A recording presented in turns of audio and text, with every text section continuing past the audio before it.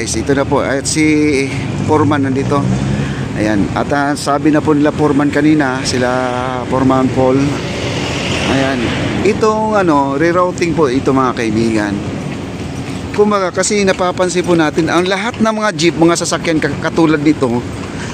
Ayan nakikita nyo katulad niyan. Diyan po dumadaan sa ilalim ng tulay.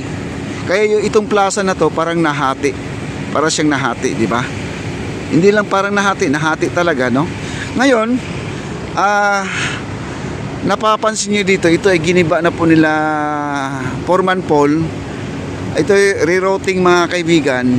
Lahat ng jeep dito na po dadaan.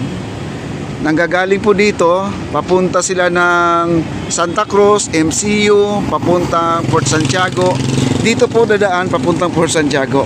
Ito ay sisimintuhin na po nila to para yung mga jeep dito na po sila iikot. Kaya pala inuuna nila to ginawa para yung mga jeep ay dito na po sila liliko.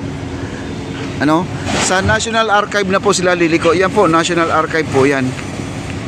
Ayan, di pa tapos. Bali itong kalsada na ito ay isasara na po nila.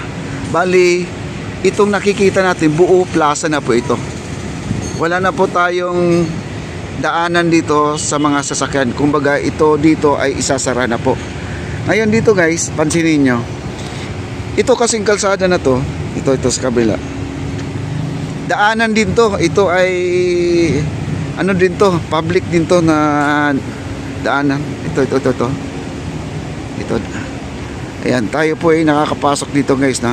Ayan. At tayo po ay nabibigyan din ng info tungkol dito sa mga project na to. Ayan, ito yung Plaza Mexico guys.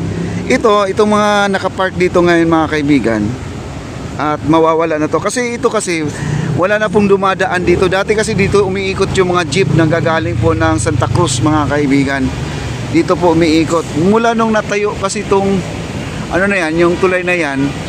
Kasi may daanan dyan na papuntang kaliwa, papuntang Port Santiago. Dito po umiikot. Ayan, ito. Ito po yung Bureau of Immigration mga kaibigan, yung harap niya. Ayan, ito po ay siguro itong mga nakapark dito wala na rin, no? Ayan, ito. At kalsada na po ito. Ito po yung National Archive, makikita nyo. National Archive po yan. At di pa tapos at hanggang sa ngayon ay ginagawa pa rin. May gumagawa pa rin sa loob. Ayan po, no? At napakaganda po ito guys. At pag ito po ay natatapos na. Ngayon ay pinipiso na po nila. Ito talaga ay minamadali po talaga nila ito ginawa. Para itong plaza, yung mga jeep doon nakikita natin dumadaan doon ay may isasara na. At dito na po sila dadaan mga kaibigan. Tama. Okay.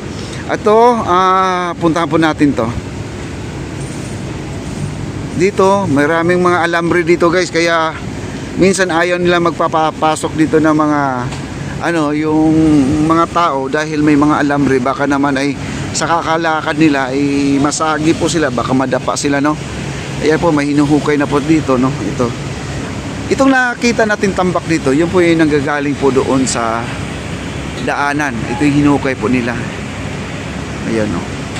Tapos dito naman at inayos po nila ang kanilang bakho. Gawa na na-flat yata guys, no? Wow. Dito hinukay na rin at inayos talaga nila ng gusto mga kaibigan. Ayun, marami na po tayo nakikita ditong mga hukay. Hukay doon, hukay dito. Lahat tayo ay maghuhukay, no? Puro hukay dito guys, oh. Yan. Ito yung Plaza Mexico mga kaibigan. Okay? At malaki na po ang pinagbago. Ayan, no? Pero itong na to, yung nakaltayo dyan, hindi na siguro tatanggalin yan siguro kung ano man. Kasi hindi naman tinamaan ng yung paglagay ng daanan dyan, no? Medyo okay naman siya. Ayun, no, may mga jeep pa doon dumadaan, no? Ayan. Sa sunod, wala na pong jeep dadaan dyan. Dito na po sa gilid. Tapos diretso na po sa National Archive. Dito po iikot. Nakita nyo yung kulay blue na yan. Yan, dyan na po sila lulusot, no? At saka dito po tayo. At itong ilalim ng tulay gagawin po nilang opisina guys, no? Ito. Ayan. At meron na po silang pinaghuhukayan dito. Ayan. Ayan, marami na po. Kaya yung mga viewers natin, at ako po ay natutuwa po kasi hinihiling nyo noon na sana po ito ay magawa na, itong Plaza Mexico at ang ating Fort Santiago. Pero ngayon mga kaibigan, hindi na po mapipigilan dahil go na po ang ating area. At nandito ngayon si Foreman Kanoy mga kaibigan, at ito yung mga naglilinis sa mga cobblestone natin ngayon. Nandito na po sila nagtrabaho, no? Dito na sila sa Plaza Mexico na sila. Sila yung nagpapakinis ng mga cobblestone doon nung isang araw. Nakikita po natin ngayon, dito na po sila. Kaya tuloy-tuloy po ang kanilang trabaho. Ay sir, ay ang bigat niyan. Ano yan? Tisa sir? Tisa, no? Ito yung kauna-unang tisa guys. Matibay po ito. Ilang taon na kaya tong tisa na to, no? Baka umabot pa ng kapanahon na ng giyera to mga kaibigan. Oo, ang kapal oh. Nakikita nyo? Oh, kumbaga tisa or bricks, bricks. Oo, yan. Ibang klaseng bricks to mga kaibigan. Ang kapal oh. Kita nyo, no? Wow. At dito po tayo.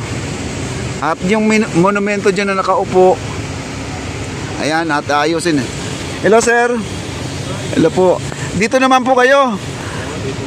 Tuloy-tuloy ang trabaho niyo sir, oh. Maganda yan.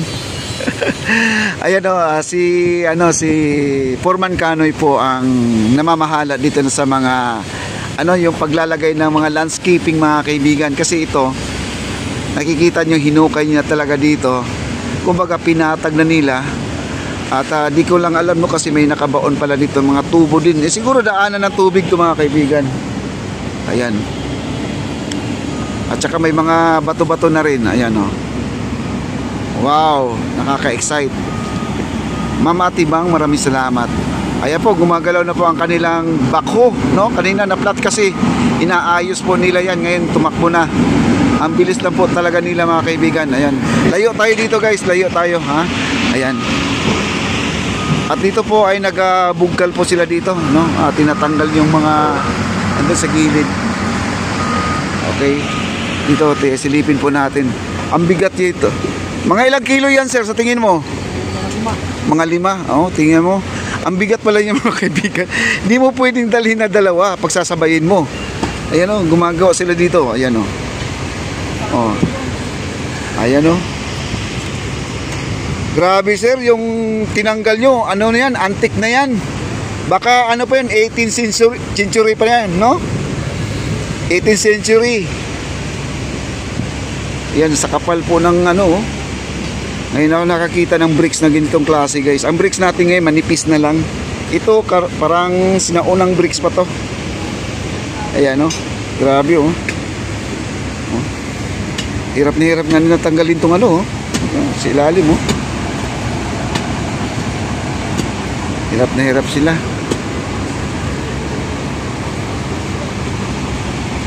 Grabe. 1960. Oy, matagal na pala to guys.